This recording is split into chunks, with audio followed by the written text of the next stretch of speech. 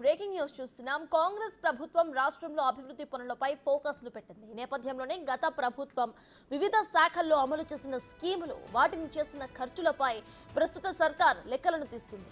ఏ స్కీములో ఎలాంటి అక్రమాలు జరిగాయి, ఆ స్కీములు లబ్ధిదారులకు ఎంత మేర ఉపయోగపడ్డాయి, వాటి ప్రస్తుత పరిస్థితి ఏమిటి, వాటిలో ఎలాంటి మార్పులు చేసి కొనసాగిస్తే ప్రజలకు మేలు జరుగుతోంది, వీటన్నిటిపైన కూడా వివరాలను సేకరిస్తోంది.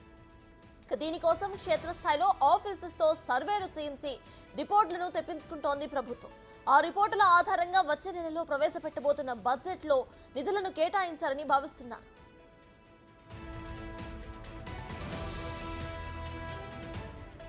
స్కీములు ఏ విధంగా అమలయ్యాయి, వాటి గైడ్ లైన్స్ ను ఎలా మార్చాలి అనే దానిపై కూడా ప్రభుత్వం కసరత్తులను చేస్తోంది. రిపోర్టుల ఆధారంగా నిధుల కేటాయింపుపై అంచనాకు రావడంతో పాటు స్కీముల పేర్లు, విధి విధానాలు మార్చిపోతుంది.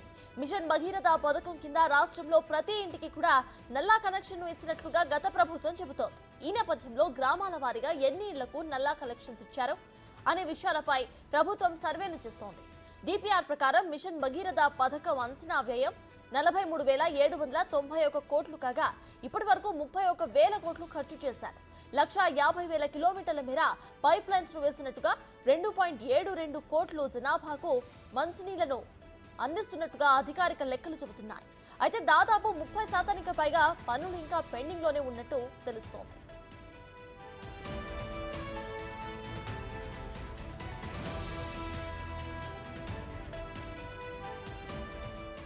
అటు కళ్యాణ లక్ష్మి స్కీమ్ పై కూడా ప్రభుత్వం క్షేత్రస్థాయిలో సర్వే చేస్తోంది. ఈ స్కీమ్ ను ఏ విధంగా అమలు చేస్తే లబ్ధిదారులకు మేలు జరుగుతుందనే దానిపై ఆరా తీస్తోంది ప్రభుత్వం. గత ప్రభుత్వ హయాంలో దాదాపు 1,00,000 అప్లికేషన్స్ ను పెండింగ్ లో పెట్టినట్లుగా అధికారులు గుర్తించారు. కళ్యాణ లక్ష్మిలో ఇప్పటి వరకు ఎక్కడెక్కడ అక్రమాలు జరిగాయి, అవినీతి లేకుండా చేయాలంటే ఎలాంటి చర్యలు తీసుకోవాలి అనే దానిపై కసరత్తులు చేస్తున్నారు. ప్రస్తుతం ఎమ్మెల్యే సంతకం తప్పనిసరిగా ఉండటం, దాన్ని మార్చే యోచనలో ఉన్నారు. ఇక ఎన్నికల హామీలో ఇచ్చిన విధంగా ఆడబిడ్డ పెళ్లికి 1,00,000 రూపాయలతో పాటు తులం బంగారం ఇచ్చేందుకు కసరత్తులు చేస్తుంది ప్రభుత్వం. బంగారం ఇవ్వడం వీలు కాకపోతే అంతే మొత్తంలో నగదు జమ చేసేలా ప్లాన్ చేస్తున్నారు.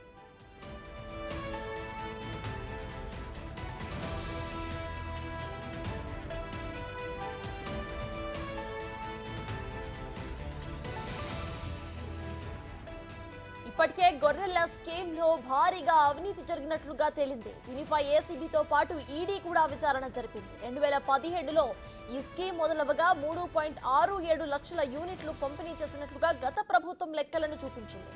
అయితే అసలు ఎంతమందికి లబ్ధి చేకూరింది, ఎన్ని గొర్రెల పంపిణీ చేశారు లాంటి వివరాలను ఇప్పుడు ప్రభుత్వం సేకరిస్తోంది. గత ప్రభుత్వం తెలిపిన వివరాల్లో వాస్తవాలు లేవని, గొర్రెల పంపిణీలో అక్రమాలు జరిగాయని కాగ్ రిపోర్ట్ ఇచ్చింది. కాగా ఇప్పుడు ఈ స్కీమ్ కు ఎంత కేటాయించాలి, గొర్రెల పంపిణీకి సాధ్యం అవుతుందా అవదా అనే దానిపై కూడా ప్రభుత్వం ఆరా తీస్తుంది.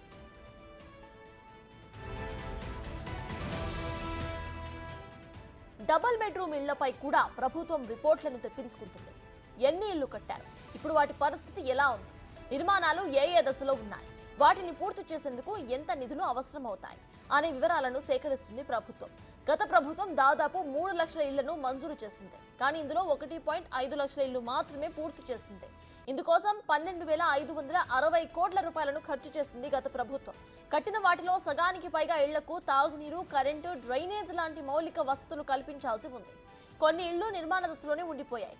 వీటిని పూర్తి చేసే ఆలోచనలో ప్రస్తుత ప్రభుత్వం ఉన్నట్టు తెలిసింది.